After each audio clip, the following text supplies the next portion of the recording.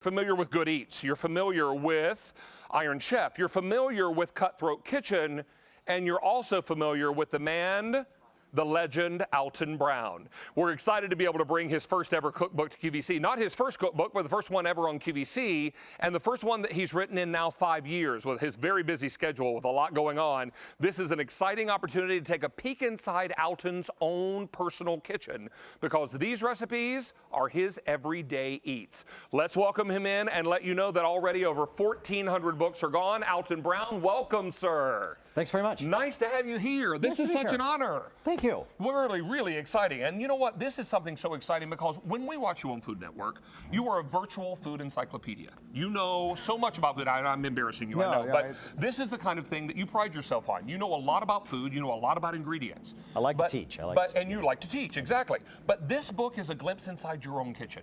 This is a glimpse inside the kind of food that you love to eat and love to serve, right? But I don't eat everything in bed upside down. But French fries. Not every day. French fries, yes. Exactly, yeah. French fries. Well, as you've heard me say that cheese is probably God's most perfect food, so is fries. So you've got a great opportunity here, but I think it's so exciting to see what you eat, the kinds of foods you serve, and what you're serving is the kind of foods we love to have, right? I would like to think so. Yeah. I mean, you know, most chefs really, at the end, eat pretty normal food. We just tend to mess with it a little bit, you know, which is kind of like everything here is unified by the fact that these are all very recognizable foods, but I've just kind of played with them a little bit and done some things and of that aren't course, usual. Alton Brown's signature humor and his marvelous food encyclopedia comes through as well, because when you read the head notes to each recipe, you talk about funny little anecdotes and things that go along with the food to make it interesting. And I try to use words with at least 5 syllables.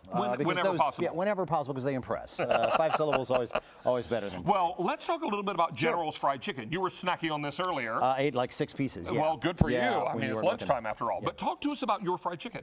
Well, it's the General's because, of course, most people think that the Colonel's chicken is the best. So a General would be better than a... Oh, so you jumped rank, didn't you? I did. I jumped rank. You know, the thing that people ask, what's the most important ingredient in fried chicken? And it's actually patience. Because, yeah, between the dredging and the actual breading, allowing time for the chicken to just sit so that it really adheres to that outer crust is a very, very, very big deal. So this also uses 2 different forms of starch, cornstarch and flour, which helps the breading to bond better. I've heard that. And the liquid has bourbon in it. Oh, good morning. Why? Because it's bourbon. That's why. That's the only reason. Yeah. Now, let's talk, Alton, if we can, about bacon. Now, I know you used it as a bookmark earlier. I did. I think it's God's most. I call it the divine swine. Mary ate it. Did Mary eat the bacon? Along with 3 pages of the book, I understand, from other crew. Well, it's a little bit habit. She's hungry too. Yep. She's gluten-free, so she got to get it where she can.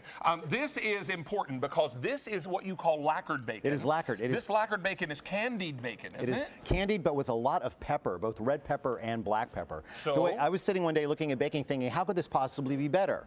If it was candy, that's how it would be better. That's how you would make it better. And I mean, look at it. It says "eat me" in a way that so few foods actually do. But it's a balance between the sugar candy coating, which makes it crisp, and the pepper, the red pepper and the black pepper. Oh my gosh! I'm just gonna put that right back in there. I think you should, because we're going to send that with you on the airplane for later when you leave on your 20-city book tour, right? I will use that on the flight attendants. Hey, let's take a look inside the book, because Alton, you told Mary earlier that every one of your photos was taken with a cell phone? An iPhone. Every single photo in the book was taken with an iPhone from directly overhead. That was the rule. So it's kind of a nod to the Instagram generation.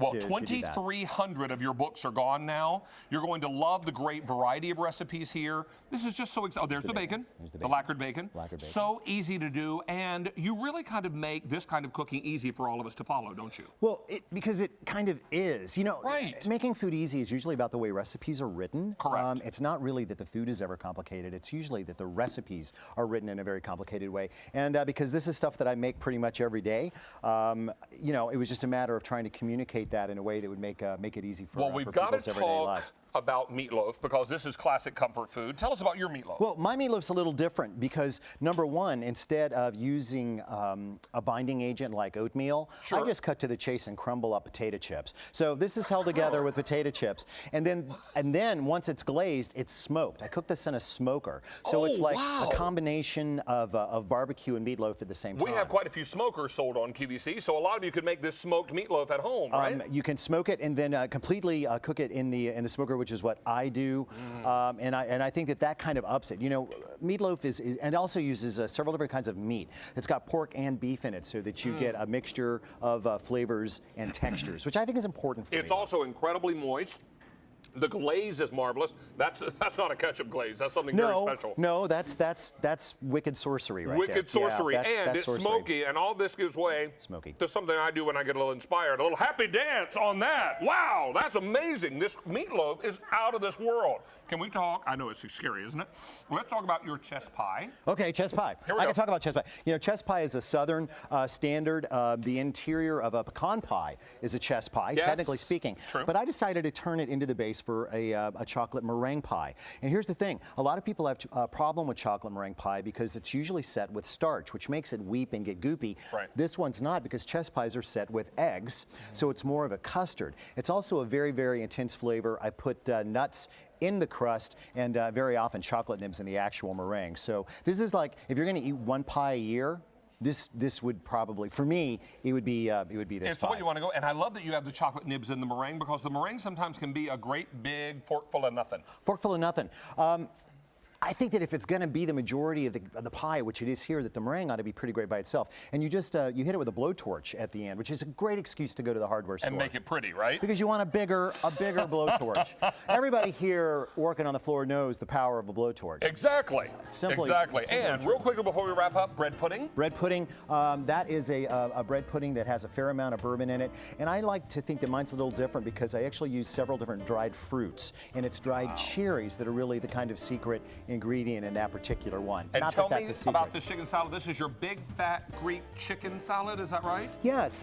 Well, after the movie Big Fat Greek Wedding. Sure. I'm like an addict for chicken salad, but I'm also a really big addict for Greek flavors. So every time I have leftover chicken of any type, it becomes that salad. That is awesome. Stay on the line for this. This begins Alton's 20-city book tour, and we are so thrilled and honored that you would make us your first stop. Absolutely. Let me also tell you that now over